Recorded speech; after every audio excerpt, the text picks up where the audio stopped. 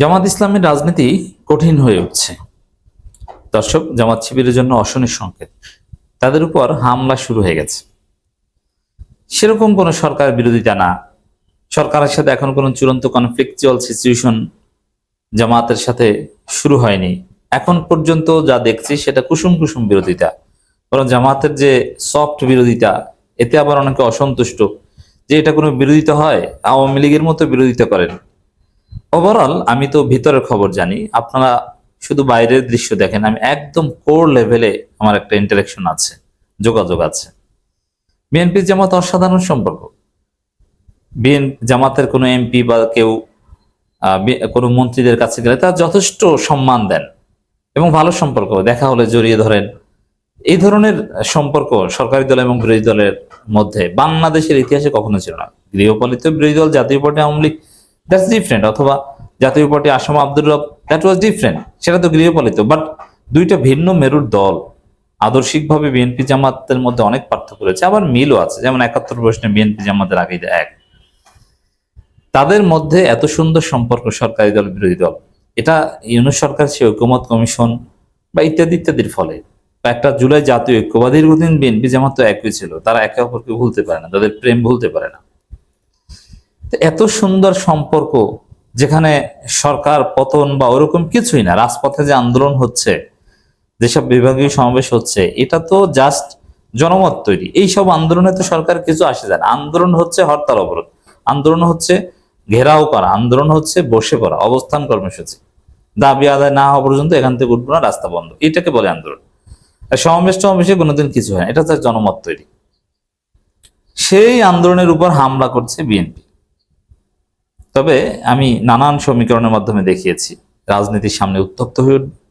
বিশেষ করে তারেক রহমান চীন সফর যদি সফল না হয়, চীন সফর সফল হলে তো ভালো, আমরা চাই সফল হোক। বাংলাদেশের স্বাধীনতা সার্বভৌমত্বের জন্য মাননীয় প্রধানমন্ত্রী চীন সফল হওয়াটা জরুরি। সফল হলে এক কথা, আর না হওয়ার সম্ভাবনা যেহেতু আছে, সফল না হলে বাংলাদেশের রাজনীতি উত্তপ্ত হয়ে উঠবে, কারণ তখন বাজেট বাস্তবায়ন করতে পারবে না। এবং ২ মাসের যে হিসাব নিকাশ, জুলাই সনদ বাস্তবায়ন করা, যে টাইম ফ্রেমিং, এগুলো নিয়ে রাজনীতি উত্তপ্ত হয়ে উঠতে পারে।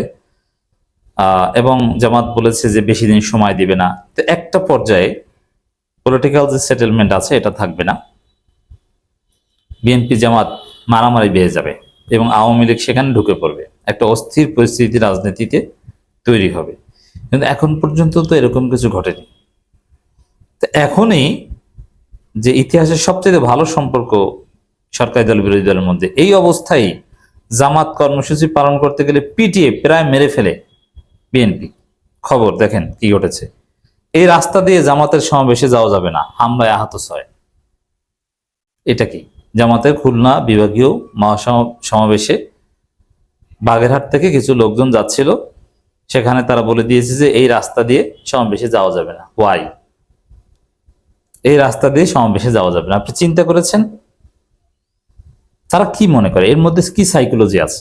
বিএনপি মনে করে তারা ক্ষমতা এসেছে, শুধু তারাই থাকবে। ওই যে আমিরে জামাত বলেছেন যে তারা একদলীয় শাসন কায়েম করতে চায়, একদলীয় শাসন কায়েম করতে চায়, তারা ইচ্ছে মতো দেশ চালাবে, বিরোধী দল বলতে কিছু থাকবে না। বিরোধী দল যদি থাকে তাদেরকে থাকতে হবে গৃহপালিত বিরোধী দল, এবং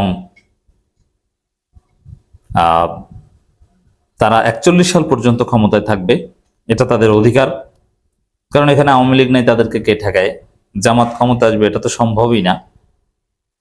এরকম একটা সাইকোলজি। আর এই সাইকোলজি যদি ঢুকে যায় যে আমরাই ক্ষমতায় থাকবো, আমরা ছাড়া আর কে, এই সাইকোলজি ঢুকে গেলে, বা আমরা তো আবার ক্ষমতায় আসবো, ৪১ মতো ক্ষমতায় থাকবো, ৩১ সালে আবার জিতবো, জামাত ৫০-৬০-এর বেশি কখনো উঠতে দেওয়া যাবে না। এই সাইকোলজি থাকলে ডেফিনেটলি আপনি তাদেরকে পিটাবেন। সেটাই হচ্ছে, জামাতের সমাবেশে হামলা করছে এবং আমরা ছবিগুলো দেখছি, পিটিয়ে মারাত্মকভাবে আহত করা হয়েছে জামাতের নিরীহ কর্মীদের।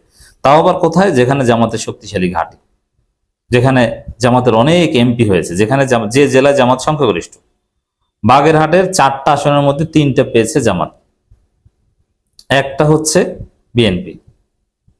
সেই বাগেরহাটে এই হামলা, তাহলে যেখানে জামাত দুর্বল সেখানে তো কিছুদিন পর ঘর থেকে ধরে এনে পিটাবে মনে হচ্ছে।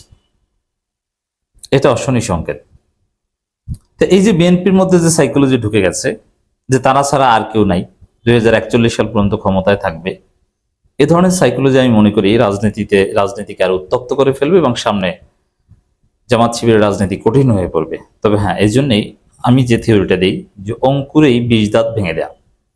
বিএনপি বাড়ছে, এই মুহূর্তে যদি বিএনপিকে ডলা দিয়ে সোজা করে দেয়া যায়, ডলা মিন্স আন্দোলন, তাহলে যেমন ইসলামী ব্যাংক নিয়ে অনেক বাড়ছিল না, আন্দোলন করে একদম বাড়া শেষ করে দিয়েছে, চুপসে গেছে বেলুনের মতো, ফুটো বেলুনের মতো চুপসে গেছে। এরকম যদি বিএনপিকে ডলা দিতে পারেন, জোরালো আন্দোলন করতে পারেন, এগুলো এই যে হামলা, এগুলো যদি প্রতিশোধ নিতে পারেন, প্রতিশোধ বলতে পাল্টা হামলা করতে হবে আমি বলছি না, মামলা করে যদি তাদেরকে ধরাতে পারেন অথবা এটার একটা দফা রফা করতে পারেন, এটা এনি হোক। এমন না যে থাক জামাতের ছয়জনকে ওরা পিটিয়ে হাত করেছে, আল্লাহর কাছে বিচার দিলাম, যা ঘরে যা, তাহলে আপনি প্রতিনিয়ত মার খাবেন। কিন্তু এই 6 জনের কারা মেরেছে, 14 গোষ্ঠীর রুট খুঁজে বের করতে হবে, তারপরে আপনি মামলা করবেন, পুলিশ দিয়ে ধরাবেন, জেল খাটাবেন, একদিন হলো জেল খাটাবেন, না পারলে আপনি পাল্টা মার দিবেন। যদি এটা না করতে পারেন তাহলে সামনে জামাত শিবিরের লোকজন প্রচুর মার খাবে।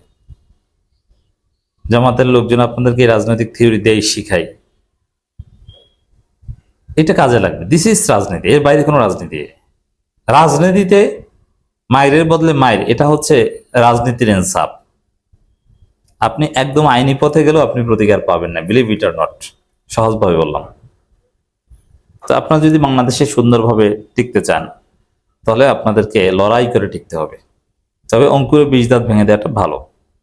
খবরটা দেখেন, শুধু কি এটা না, ঢাকা 16 আসনের খবর আপনারা জানেন।